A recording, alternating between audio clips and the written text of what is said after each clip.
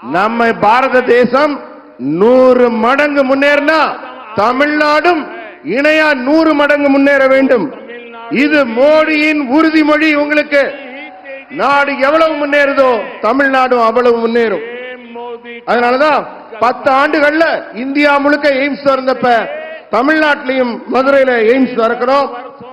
50 லட்சத்துக்கும் மேற்பட்ட பயனாளிகள் இலவச சிகிச்சை பெறாங்க. இப்ப தமிழ்நாட்டின் நலனுக்காக நாங்கள் எடுக்கும் முயற்சிகள் எல்லாம் எங்களுக்கு ஒத்துழைப்பே கொடுக்காத ஒரு அரசாங்கம் இங்க நடந்துட்டு இருக்கு. மத்திய அரசு என்ன செஞ்சாலும் ஒரு குறை சொல்றாங்க அரசாங்கத்துல. அதை மீறி மக்களுக்கு நாங்கள் நன்மை செய்து கொண்டிருக்கிறோம். நீங்க எல்லாம் யோசிச்சு பார்க்கணும். இவங்க ஏன் நாட்டின் வளர்ச்சியை தடுக்கிறாங்க? திட்டங்களை ஏன் தடுக்கிறாங்க? மத்திய அரசு கொடுக்கக்கூடிய மக்கள் நலத்தை எல்லாம் தடுக்க வேண்டும், இதை கெடுக்க வேண்டும் என்ற எண்ணம் ஏன் இந்த மாநில அரசுக்கு இருக்குன்னு நீங்க எல்லாம் யோசிச்சு பார்க்கணும். நீங்க எல்லாம் ரொம்ப எச்சரிக்கையாகவும் இருக்கணும். ஏன்னா அவங்க வளர்ச்சியை தடுக்கிறது எதுக்குன்னா நாட்டை கொள்ளையடிக்கிறதுக்காகத்தான். ஆனா உங்க மோடி அது நடக்க விட மாட்டார். அதை தடுத்து நிறுத்துவார். இரும்பு கரம் கொண்டு அந்த கொள்ளையடிக்கும் முயற்சி தடுக்கப்படும். தமிழ்நாட்டுக்கும் ராமருக்கும் என்ன சம்பந்தம் கேட்கிறாங்க. நான் அயோத்தியில திறக்கிறதுக்கு முன்னாடி இங்க இருக்க தனுஷ்கோடியில இருந்து மிகப்பெரிய கோயில்கள் எல்லாம் போய் இங்க ஆசீர்வாதத்தோட தான் அங்க போய் அயோத்தியில ராமர் கோயில் திறந்தோம். ஜனவரி 12 மொத்த தேசமும் மகிழ்ச்சி அடைந்தது ராமர் கோயில் திறந்தோன்னு. ஆனா பாராளுமன்றத்தில் ஒரு ரெசல்யூஷன் கொண்டு வர்றப்ப உங்க திமுக எம்எல்ஏக்கள், தமிழகத்தின் திமுக எம்எல்ஏக்கள் வெளிநடப்பு செஞ்சு போறாங்க. அது அவங்களால ஏற்க முடியல. அவங்க இதன் மூலம் என்ன நிரூபிக்கிறாங்க? உங்களுடைய நம்பிக்கையை அவர்கள் எதிர்க்கிறோங்கிறத நிரூபிக்கிறாங்க. அவங்க வெறுப்பு அரசியலை பரப்புகிறார்கள். ஒரே குடும்பம் தன்னுடைய குடும்ப வளர்ச்சியை தவிர நம்ம மாநிலத்தின் வளர்ச்சியை பார்க்கவில்லை என்று நிரூபிக்கிறார்கள். ஆனா பாஜக அப்படி இல்ல.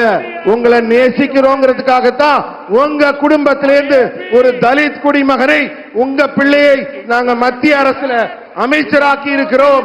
அவருக்கு அதுவும் இல்லாம ஹிந்தி வேற தமிழ் வேறன்னு பேசுறாங்க. ஹிந்தி பேசுற ஒரு மத்திய மாநிலத்தில் இருந்து அவருக்கு இப்ப எம்பி பதவியும் மறுபடி கொடுத்திருக்கோம். அதுக்காக நாங்க ரொம்ப சந்தோஷப்படுறோம், மகிழ்ச்சி அடைகிறோம். ஏன்னா எங்களுக்கு நாடு தான் முக்கியம், மக்கள் தான் முக்கியம், தேசம் தான் முக்கியம். ஏன்னா இது வலிமையான பாரதம், வல்லமையான பாரதம். அபிநந்தன் பாகிஸ்தான் பார்டர்ல போய் விமானத்திலிருந்து விழுந்தாரு. ஒரு கீறல் கூட இல்லாம நாங்க கூட்டிட்டு வந்தோமா இல்லையா? ஸ்ரீலங்கால 5 மீனவர்கள் தூக்கு தண்டனை விதிச்சிருந்தாங்க. அவங்களுக்கு தண்டனையா கிடைச்சது. நான் போய் மீட்டுட்டு வரல அவங்கள. யாரால நம்ம நாட்டு மக்கள் மேல கை வைக்க முடியும்? ஏன்னா இங்க இருக்கிறது மோடி. மோடிய மீறி யாரும் இந்தியன் மேல கை வைக்க முடியாது.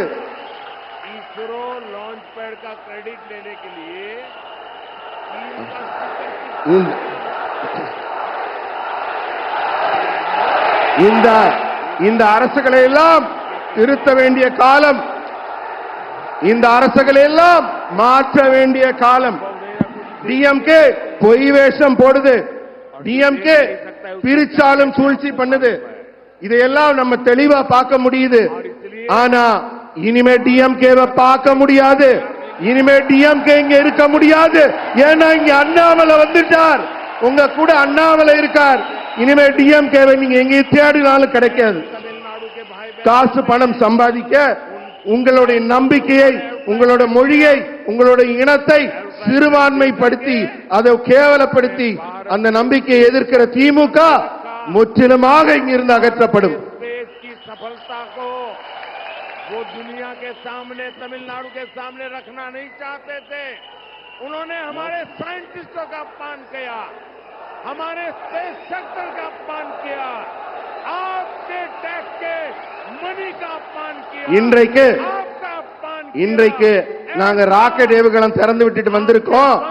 அதுல நீங்க பாத்தீங்கன்னா திமுக ஒரு விளம்பரம் போட்டிருக்கு. என்ன போட்டிருக்காங்க? சைனாவோட கொடி போட்டு சைனாவோட ராக்கெட் படத்தை போடுறாங்க. அந்த அளவுக்கு தான் அவங்க நாட்டு பற்று இருக்கு. இந்தியாவின் மேல அவங்களுக்கு என்ன பற்று இருக்குங்கிற உண்மையை நீங்க உணர்ந்துக்கணும்.